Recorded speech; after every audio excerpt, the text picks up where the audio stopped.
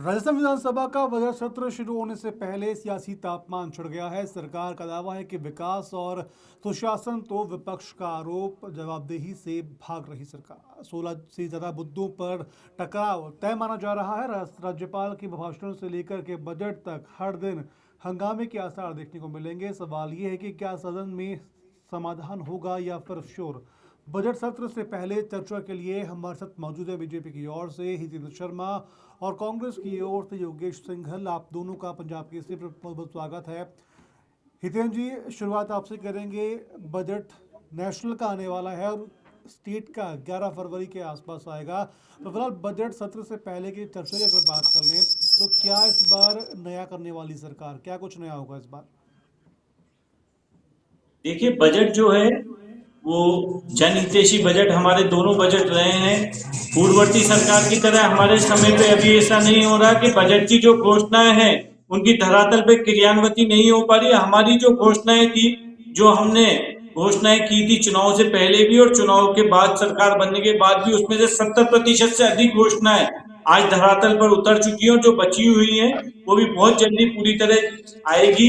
ये बजट जनता को पूर्ण रूप से लाभ देने के लिए विकास उन्मुखी और रोजगार उन्मुखी बजट रहेगा। लाखों नौकरियों का सृजन इस बजट के माध्यम से हो सके, ऐसा प्रयास सरकार की तरफ से रहेगा, ऐसा मुझे पूर्ण विश्वास है। और बजट युवाओं को और किसानों को समर्पित रहने की पूर्ण आशा है। ठीक है योगेश जी, एक बार शुरुआत एक बार आपसे भी लेते हैं। बजट सत्र को लेकर क्या आपको उम्मीदें हैं? क्या लगता है इस बार का बजट सत्र आपकी नज़र में, यानी विपक्ष की नज़र में, किस तरह का रहेगा? देखिए रौनक जी, ये तीसरा बजट होगा, ये फरवरी वाला बजट 24, 25, 26 सरकार बनने के बाद में। तो हम तो सरकार से ये उम्मीद करेंगे कि अब तक जो वायदे आप जनता से करके सरकार में आए थे या राजस्थान में, और उन वादों को आप पूरा नहीं कर पाए, उनको आप इस बजट में लाएं, जनता की भावनाओं पे खरा उतरे। जिन जो अपेक्षा जनता ने आपसे कर रखी है उनको भली भांति पालन करें। वैसे अब तक तो मैं आपको बताऊं कि इस कार्यकाल में जब से सरकार बनी है, जो वायदे इन्होंने किए, सबसे पहले तो पेट्रोल डीजल की रेट कम करने के वायदे किए। इनकी खुद की जो सरकार है भारतीय जनता पार्टी की, चाहे गुजरात हो, चाहे हरियाणा हो, चाहे उत्तर प्रदेश हो, वहां के आप रेटों को देखिए, डीजल पेट्रोल के दामों की, और राजस्थान की रेटों को देखिए। अब आप सरकार में आ गए, उसके बाद भी आप इनको समान तौर पर नहीं ला पाए।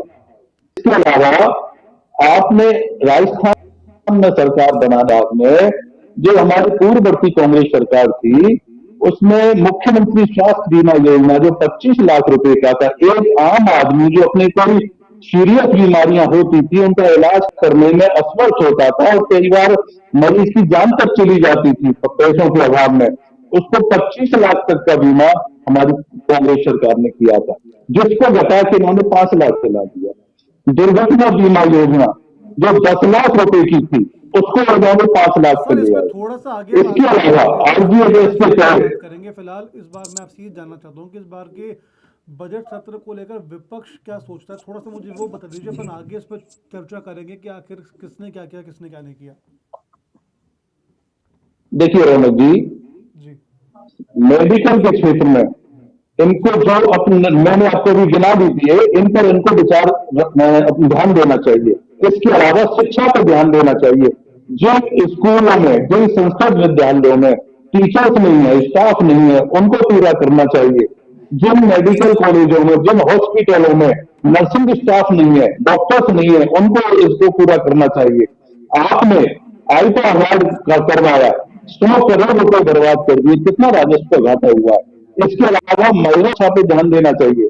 आपको ठीक है सर, मैं पता आपके होगा सभी सवालों का जवाब भारतीय दूंगा जनता लेकिन पार्टी हितेन जी से, की सरकार लेकिन है। आप एक एक मिनट रोने जितनी, एक जी मिनट, जी जी मेरी बात अधूरी रह जाएगी सर। जी जी जी बिल्कुल बिल्कुल। भाजपा सरकार में आप राजस्थान में सुरक्षा की बात कर रहा हूं मैं, पॉक्सो एक्ट में 39%, 39% की केसों में बढ़ोतरी हुई है। इस पर ध्यान देना चाहिए। सुरक्षा, आम आदमी की सुरक्षा पे ध्यान देना चाहिए। मैं समझता हूं पुलिस की नौकरी भी अभी बहुत कम है, इसको हमको पूरा करना चाहिए। करप्शन पे लगाम लगानी चाहिए जो उन्हें नहीं लगा पाए अब तक, और तो और उनके मंत्री ही सरकार पे आरोप लगाते रहे हैं, ठीक है उस सर, पर उनको लगाम लगानी चाहिए। चला गया, इसके मैं अलावा आपसे जवाब लेता हूँ। भारतीय जनता कुछ पार्टी के आवाज मंत्रियों की, मैं आपको एक सेकंड, 2 मिनट की फ्री, एक मिनट। उनको भी बोलने का मौका मिलेगा, आपको मैं वापस दूंगा, आप बोलिएगा, अपनी पूरी बात बोलिएगा। हितेंद्र जी लगातार ये कह रहे हैं कि आप सर मार्कशीट की हम बात कर ले, चाहे तमाम ऐसे मुद्दे हैं जिस पर लगातार सरकार को विपक्ष घेरता रहा है। मैं चाहूंगा कि तमाम जो सवाल उन्होंने पूछे हैं कि करके आप शॉर्ट में उनका आंसर दीजिए, जिससे कि योगेश जी के पास आप जो आरोप लगा रहे हैं उनका जवाब वो पहुंच पाए। देखिए, इन्होंने जो मूल बात कही उसमें मेडिकल इंफ्रास्ट्रक्चर से संबंधित सर्वाधिक बात कही गई है।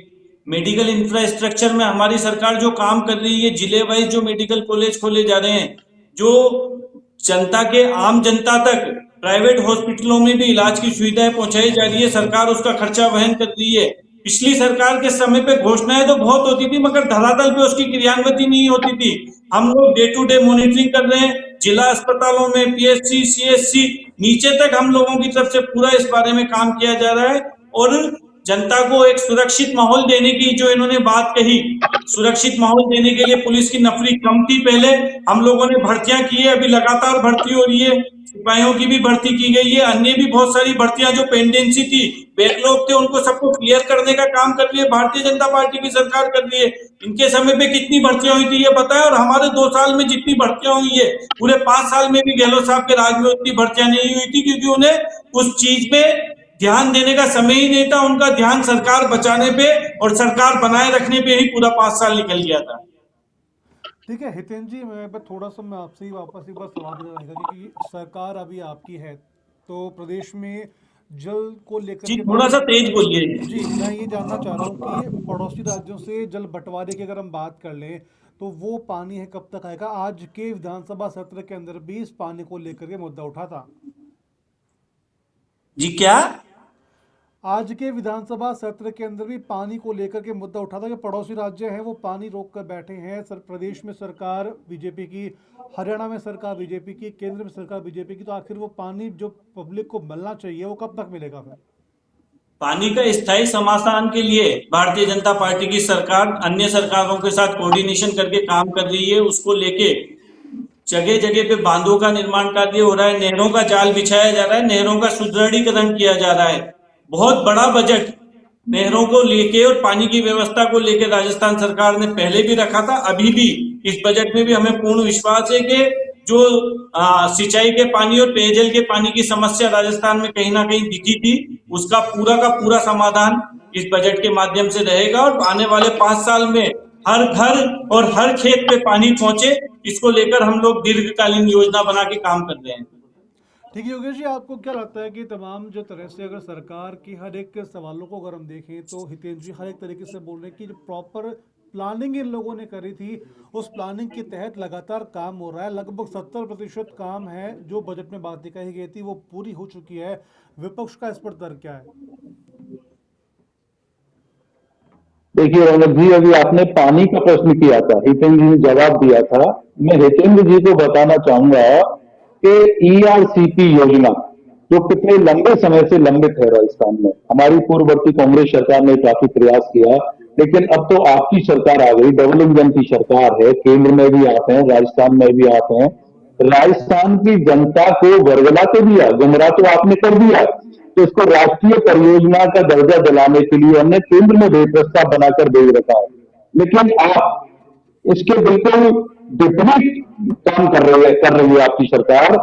संसद में केंद्र सरकार ने बिल्कुल स्पष्ट कर दिया कि हमारे पास ऐसा राजस्थान सरकार का कोई प्रस्ताव है ही नहीं। ये आपकी दोहरी एक चाल है। इसके अलावा आप पीने की पानी की बात करते हैं, आप अभी देखिए पश्चिमी राजस्थान में पिछले साल की बात है, आपके जो जल संसाधन मंत्री हैं, जलदाय मंत्री हैं, उनसे जनता ने मांग की थी कि सर हमारे यहाँ पानी नहीं आता, कई कई दिन में नहलाते हैं, तो उनका जवाब था कि मैं कोई बालाजी थोड़ी हूं, तो तुरंत पानी की व्यवस्था आपके लिए कर दीजिए, तो होगी जैसे ही होगी। तो इस सब से आपके मंत्रियों के कैरेक्टर और मंत्रियों के एबिलिटी पे भी एक शंका पैदा होती है। अब रिसेंटली 26 जनवरी को आप देखिए, भरतपुर संभाग मुख्यालय है, और यहाँ के प्रभारी मंत्री आपके हीरालाल नागर, जिन्होंने ध्वजारोहण किया था, उस ध्वजारोहण के समय पे उन्होंने अपनी भाषणों में तीन बार स्वतंत्रता दिवस को गणतंत्र दिवस को स्वतंत्रता दिवस का नाम दिया था, स्वतंत्रता दिवस की बधाई दी थी। तो ये आपके मंत्रियों की योग्यता है। इसके अलावा संवैधानिक पदों पर जो आपके व्यक्ति बैठे हैं, उन पर सरकार दबाव डालकर झूठे सच्चे एक तथ्य पेश करवाती है। तो ये सरकार की कोई एक पारदर्शिता नहीं है। इसके अलावा आप देखिए राजस्थान बेरोजगारी किस कदर बढ़ी हुई है। आपने दावा किया था कि बेरोजगारी को हम हर हालत में राजस्थान से मिटा देंगे, लेकिन अब तीसरी 4 साल चालू हो गए। आपने इनके लिए, युवाओं के लिए, बेरोजगार के लिए क्या आपने कदम उठाए? बजट में और घोषणा कर देते हैं, हम मानते हैं इतनी सारी भर्तियां निकालेंगे, इतनी सारी नौकरियां देंगे, लेकिन धरातल पर कितनी हुई? कितने एमओयू राइजिंग राजस्थान में आपने किए, वो धरातल पर कितने आए? लाखों करोड़ों में हो सकते हैं, बिल्कुल लेकिन सवाल धरातल पर कौन मिला है केंद्र की? जी ठीक है। एक तो हितेन जी राइजिंग राजस्थान को लेकर के सवाल है कि कितने अमरूद धरातल पर उतरे हैं, प्लस जॉब्स को लेकर के कि बीजेपी सरकार ने वादा किया था कि प्रदेश में हम आएंगे तो बेरोजगारी खत्म कर देंगे। कितने वादे आपने से पूरे किए? इन 2 सवालों के जवाब एक बता दीजिए।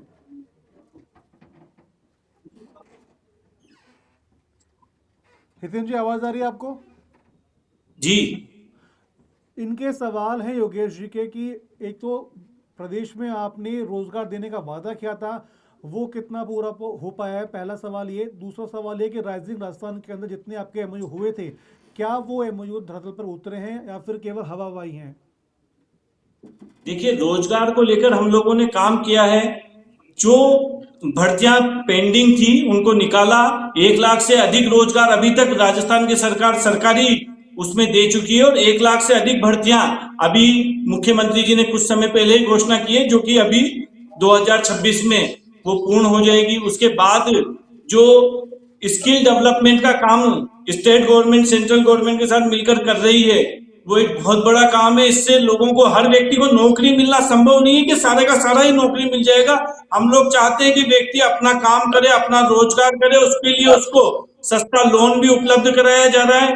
प्रधानमंत्री स्वरोजगार के माध्यम से भी उन लोगों को रोजगार दिया जा रहा है, और हजारों युवा आज स्किल डेवलपमेंट लेकर राजस्थान में अपना रोजगार कर रहे हैं, अपने स्टार्टअप्स कर रहे हैं, और छोटी छोटी इस तरह की व्यवस्थाएं बनाई जा रही है कि स्थानीय स्तर पर रोजगार उपलब्ध हो सके, जिस बारे में कभी किसी सरकार ने ध्यान नहीं दिया था। ये सब काम कर रही है भजन लाल जी की नेतृत्व में भारतीय जनता पार्टी की सरकार कर रही है।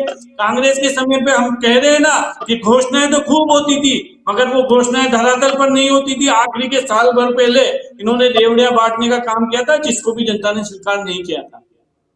योगेश जी क्या लगता है आपको कि लगातार जब भी सवाल होता है, यही सवाल आता है कि जब लास्ट में सरकार थी, गहलोत सरकार ने अंतिम साल के अंदर सारे काम करने शुरू किए, चाहे वो आपके जॉब देने वाले काम हो, चाहे वो किसी तरह के काम हो। क्या लगता है कि पिछले 4 सालों में क्या आपकी सरकार ने काम नहीं किया था? जो हर बार सत्ता पक्ष या फिर वर्तमान में जो सत्ता पक्ष में वो यही बोलते हैं कि गहलोत सरकार के समय ये काम समय पर नहीं हुए। देखिए रौनक जी, गहलोत सरकार ने अपने 5 साल में राजस्थान में जो जिस कदर काम किए, चाहे बेरोजगारी के क्षेत्र में हो, चाहे शिक्षा के क्षेत्र में हो, चाहे चिकित्सा के क्षेत्र में हो, चाहे किसानों के क्षेत्र में हो, निशानदेह सराहनीय कार्य किए। आप देखिए कोरोना काल में, आप मेरे साथी हितेन जी को बताना चाहूंगा, कोरोना काल की मैं बात करता हूं, आपके प्रधानमंत्री नरेंद्र मोदी जी ने भी हमारे मुख्यमंत्री अशोक गहलोत साहब की तारीफ की थी, और पूरे हिंदुस्तान क्या विश्व में राजस्थान को एक मॉडल के रूप में पेश किया गया। कोरोना काल में जितने अच्छे काम हमारी सरकार ने किए, जितने जानें बचाई, जितने कुशल प्रबंधन किए, वो अपने आप में एक ऐतिहासिक था। आपके प्रधानमंत्री जी भी सराहना कर चुके हैं हमारे मुख्यमंत्री राजस्थान सरकार की समय। तो कांग्रेस सरकार ने तो निसंदेह अच्छे काम किए।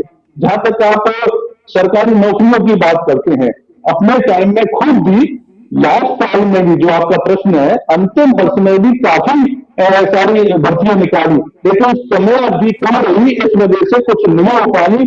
तो वही काम आपने नया जामा पहना के अपने कैलेंडर में शामिल किया कि ये भर्तियां हम निकाल रहे हैं, लेकिन ऐसा नहीं था। मटेरियल नहीं था कराना, आपने लिफाफा बदला था सिर्फ। तो आपने तो ऐसा कुछ किया ही नहीं। फिर भी हम कहते हैं अगर आपने कुछ ऐसा किया है तो आप दोहरा करके बताइए कितने बेरोजगारों को आपने रोजगार दिया, विकास की दिशा में आपने क्या किया। आपको पता है आपके सरकार के मंत्री आपकी सरकार पर आरोप लगा चुके हैं कि राजस्थान में 8 करोड़ रुपए का रोजाना अवैध बजरी खनन होता है। क्या एक्शन लिया आपकी सरकार ने? आपके मंत्री खुद फैक्ट्रियों में जा जाकर और छापामारी कर रहे हैं, ऐसी क्या में बताइए। आपको पता है राजस्थान में किसान किस कदर परेशान है आपके लिए, यूरिया तक नहीं आप दे पा रहे, पूरी पूरी रात हो जाती है उनको लाइन में लगे और उनसे आधार कार्ड आना उनको ऐसा क्या बिना कर दिया इन्होंने। और नकली था जो आपकी सहकारी समितियां है, आपका ब्यूरोक्रेसी तो इतनी कहीं तो कंट्रोल है ही नहीं। ठीक है, विधानसभा में भी योगेश जी तेजी से जवाब ले लेते हैं एक बार आप, क्योंकि समय की सीमा मेरे पे थोड़ी बहुत है। हितेंद्र जी, अगर बात कर लें यूरिया को लेकर के, लगातार मंत्री बोल रहे हैं कि सप्लाई पूरी हो रही है, हर जगह पर किसानों के लिए खाद मौजूद है, यूरिया मौजूद है। लेकिन अगर बात करें फिर भी ऐसी खबरें निकलकर सामने आती है, किसान ये बोलते हैं कि पर्याप्त यूरिया हमें मिल नहीं पा रहा है। विपक्ष भी लगातार ये सवाल खड़े करता है और मंत्री बोलते हैं यूरिया मिल पा रहा है। तो किसकी बात को सच माना जाए? क्या विपक्ष की बात को सच माना जाए, किसान की बात को सच माना जाए, फिर मंत्री जो बात बोल रहे हैं कि वही यूरिया समय पर मिल रहा है उसकी बात को सच माना जाए? देखिए, राजस्थान में जो खाद की डिमांड थी उससे भी अधिक खाद केंद्र सरकार की तरफ से राजस्थान को अलॉट किया गया और राजस्थान में खाद का वितरण बिल्कुल सही तरीके से हुआ। पहले जैसे 2-2 किलोमीटर लंबी लाइनें लगती थी, रात रात भर जग के किसान बाहर बैठे रहते थे खाद के लिए, वैसी स्थिति इस बार नहीं बनी। हाँ, कहीं कहीं पे कोई छोटी मोटी कोई बात रही है उसका भी आगे से और अच्छे से समाधान किया जाएगा, मगर खाद की कहीं कमी नहीं रही है। पूरे राजस्थान में प्रत्येक किसान के पास हर खेत तक खाद पहुंचा है। एक भी व्यक्ति ऐसा नहीं रहा जिसके पास खाद नहीं पहुंचा। ये समस्या पूर्व में हुआ करती थी। और जो मेरे साथी प्रवक्ता जी कह रहे थे कि भाई नौकरियों के बारे में, तो नौकरियों के बारे में तो ऑन रिकॉर्ड है कि गहलोत साहब के कार्यकाल में जितनी नौकरियां लगी थी 2 साल के कार्यकाल में हमने उससे अधिक नौकरियां अभी तक दे दी है और आने वाले समय में 1 लाख से अधिक नौकरियां इस वित्तीय वर्ष में दी जाएगी। ऐसी कभी भी राजस्थान में इतनी नौकरियां नहीं दी गई जितनी नौकरियां सरकारी स्तर पर माननीय मुख्यमंत्री जी के नेतृत्व में भारतीय जनता पार्टी की सरकार दे रही है। कांग्रेस के टाइम पे सिर्फ घोषणाएं होती थी, वादे ही वादे होते थे। हम वादों के साथ साथ इरादे लेके सरकार में आए थे और हमने हमारे 70% से अधिक वादे कर दिए, जिसका डिक्लेरेशन फ्लोर पे भी मंत्री जी पटेल साहब ने किया है। कांग्रेस के समय पे ऐसा कुछ नहीं था, सिर्फ एक आपसी लड़ाई और विग्रह में कांग्रेस ने पूरे 5 साल निकाल दिए थे। ठीक है हितेंद्र जी, मेरा लास्ट सवाल रहेगा आप लोगों से कि सरकारी स्कूलों के जो हालात थे वो आप सभी को पता है। तो झालावाड़ की घटना के बाद में सरकार स्ट्रिक्ट हुई, एक्शंस लिए, लेकिन फिर भी अगर वर्तमान में हालात देखें तो भी सरकारी स्कूलों के हालात उस लेवल के नहीं हो पाए कि वहां पर बच्चे पढ़ने के लिए मोटिवेट हुए, फिर आगे आके बैठें। तो सरकार इस बजट सत्र में एजुकेशन को लेकर के, सरकारी स्कूलों को लेकर के क्या प्लान है वो कर रही है? देखिए, शिक्षा ज्वलंत मुद्दा है। इस पे जितने भी इस तरह के स्कूल थे, सरकारी स्कूल जिनके जर्जर भवन थे, उन सभी का सर्वे कराकर उन भवनों का पुनर्निर्माण का कार्य चालू हो चुका है। उन भवनों को खाली कराकर अन्य स्थानांतरित कर दिया गया है। इस तरह के लगभग 1000 भवन निकले हैं जिनके ऊपर कभी किसी ने ध्यान नहीं दिया। मगर मैं ये आपको भरोसा देना चाहूंगा कि इस सत्र में सभी भवनों का पुनर्निर्माण, जिनमें मरम्मत की जरूरत है, उनमें गुणवत्तापूर्वक उनका आपका पुनर्निर्माण होगा, उनका पूरा। ठीक है योगेश जी, आप क्या कहना चाहेंगे इस पूरे मामले पर? देखिए, शिक्षा के बारे में एक मैं आपको सवाल करता हूं हितेंद्र जी से। अभी झालावाड़ स्कूल की जो घटना हुई थी, कितने बच्चों की मौत हुई थी उसमें आपको पता है? दूसरे दिन अंत्येष्टि हो रही थी उनकी। हितेंद्र जी, दूसरे दिन जब अंत्येष्टि हो रही थी, आपके शिक्षा मंत्री मदन दिलावर जी ढोल नगाड़ों से और माला साफा पहन के भरतपुर में अपना स्वागत करवा रहे थे सुबह टाइम पे। तो ये आपकी सरकार का चाल चरित्र चेहरा है। में से कुछ नहीं होता। कांग्रेस सरकार ने पिछले 5 साल में जिस कदर विकास कार्य किए, जो आप कहते हो ना, वो 5 साल में नहीं हुआ, हमने 2 साल में कर दिया, बिल्कुल सही कहते हो।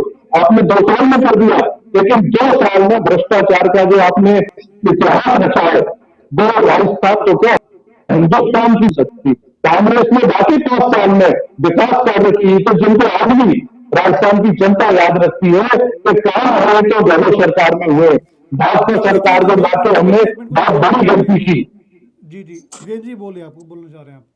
देखिए, जो इन्होंने जिक्र करा दोनों विषयों का, एक तो पिपलोदी की घटना, पिपलोदी स्कूल का पुनर्निर्माण जो है कांग्रेस के कार्यकाल में हुआ था, मगर वो इतना घटिया निर्माण कार्य हुआ था कि इस तरह का दुखद हादसा रहा। मैं इस हादसे पे राजनीति नहीं करना चाहता। दूसरा विषय रखा इन्होंने भ्रष्टाचार का, तो भ्रष्टाचार की तो जनक ही कांग्रेस रही है। और पिछले 5 साल में जो गहलोत साहब ने 100 मिनी मुख्यमंत्री बनाए थे ना, हर विधानसभा में जो विधायक उनका सपोर्ट कर रहा था वो अपनी विधानसभा का मुख्यमंत्री था, और उसको भ्रष्टाचार, लूट और घूसखोरी की खुली छूट दी हुई थी। तो भ्रष्टाचार के विषय पे अगर कांग्रेस ना बोले तो ही अच्छा है, क्योंकि इनके भ्रष्टाचार को लेके तो इनके खुद के पूर्व उप मुख्यमंत्री अजमेर से लेकर जयपुर तक पदयात्रा पे निकल गए थे, सड़कों पर आ गया था इनका भ्रष्टाचार। तो भ्रष्टाचार पे ये किस मुंह से बात कर रहे हैं, मुझे तो समझ में नहीं आ रहा। जी इस तरह से बात करना है कि एक सेकंड, आपके मंत्री आपकी सरकार पर आरोप लगा रहे हैं कि भ्रष्टाचार हो रहा है अरे सरकार में। हम तो अगर पूर्व खबर हो रहा है उप मुख्यमंत्री और जो पूर्व प्रदेश अध्यक्ष थे, वर्तमान में आपके जो नेशनल जनरल सेक्रेटरी हैं, या तो कह दो पायलट साहब झूठे थे, जी, आप पायलट साहब समय की झूठे थे। सीमा मेरे पास भी है। आप दोनों का बहुत बहुत शुक्रिया। फिलहाल योगेश जी और हितेन जी अपनी अपनी तमाम जानकारी दी है। खैर, बजट सत्र में लगातार चर्चा है वो जारी रहेगी, और भी आने वाले दिनों के अंदर नए नए मुद्दे हैं बजट को लेकर के, किस पर बात होनी है, क्या बजट में होना है, इस पर भी लगातार पंजाब केसरी पर बातचीत है होती रहेगी। लेकिन तब तक के लिए आप देखते रहिए पंजाब केसरी राजस्थान।